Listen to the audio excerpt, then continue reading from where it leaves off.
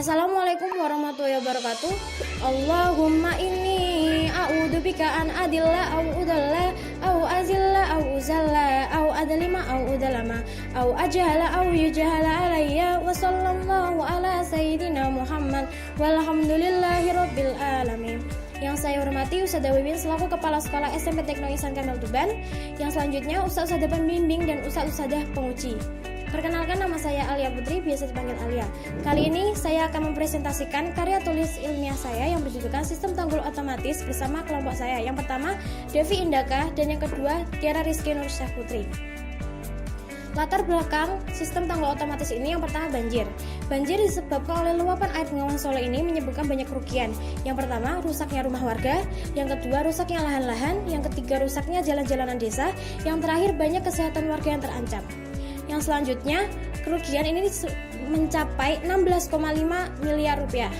Rumusan masalah yang pertama, bagaimana cara membuat sistem tanggul otomatis ini? Yang selanjutnya, bagaimana cara kerja tanggul otomatis? Selanjutnya, tujuan penelitian. Yang pertama, untuk mengetahui intensitas banjir di Tuban. Yang selanjutnya, untuk mengetahui cara membuat sistem tanggul air otomatis. Yang ketiga, untuk mengetahui cara kerja sistem pintu air otomatis. Yang terakhir, untuk mengurangi dampak atau kerugian dari banjir di Kabupaten Tuban. Selanjutnya, manfaat penelitian. Manfaat penelitian yang pertama, untuk mengurangi bencana banjir. Yang kedua, untuk mengurangi kerugian warga dari banjir luapan air Bengawan Solo. Dan yang terakhir, untuk mengurangi rusaknya lahan. Selanjutnya, banjir. Banjir didefinisikan sebagai tergenangnya suatu tempat akibat meluapnya air yang melebihi kapasitas pembuangan air di suatu wilayah dan menimbulkan kerugian fisik, sosial, dan ekonomi. Macam-macam banjir ada 5. Yang pertama, banjir air, banjir bandang, banjir lumpur, banjir rob atau laut pasang, yang terakhir banjir cileunang. Selanjutnya, sungai. Sungai merupakan saluran terbuka yang terbuka secara alami di permukaan bumi dan tidak hanya menampung air, tapi juga mengalirkan dari bagian luhu ke bagian hilir.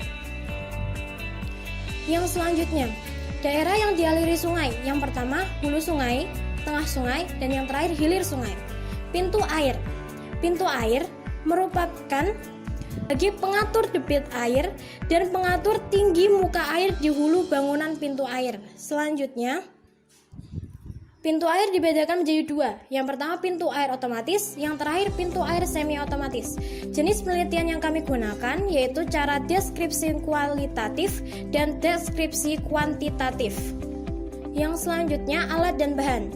Alat yang pertama, penggaris, pemotong kaca, gunting, cutter, tembak lem, dan yang terakhir spidol. Untuk bahannya sendiri, akrilik atau kaca, dinamo, sedotan, lem tembak, baterai, kabel, selotip kertas, dan yang terakhir ada tali. Selanjutnya, proses pembuatan. Proses pembuatan yang pertama, disiapkan dinamo, kaca atau akrilik dengan ukuran sebagai berikut. Yang pertama, 2 bagian berukuran 43 x 17 cm. Yang selanjutnya, 3 bagian berukuran 20 x 17 cm. Dan yang selanjutnya, 1 bagian berukuran 43 x 21 cm. Yang terakhir, 6 bagian berukuran 2 x 17 cm. Selanjutnya, sambungan bagian akrilik menggunakan lem tembak hingga membentuk persegi. Selanjutnya, pasang akrilik berukuran 43 x 21 cm di bagian tengah dengan ukuran miring.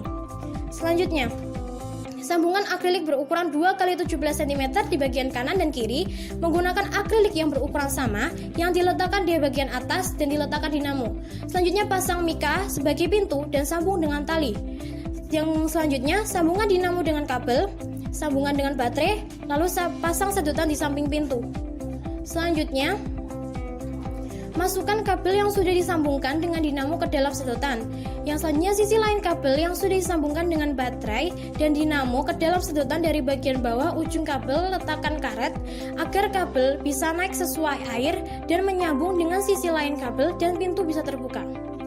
Selanjutnya, Kesimpulan dari penelitian kami dapat mengurangi kerugian atau dampak akibat banjir luapan air Bengawan Solo seperti rusaknya rumah warga, lahan, jalan-jalanan desa.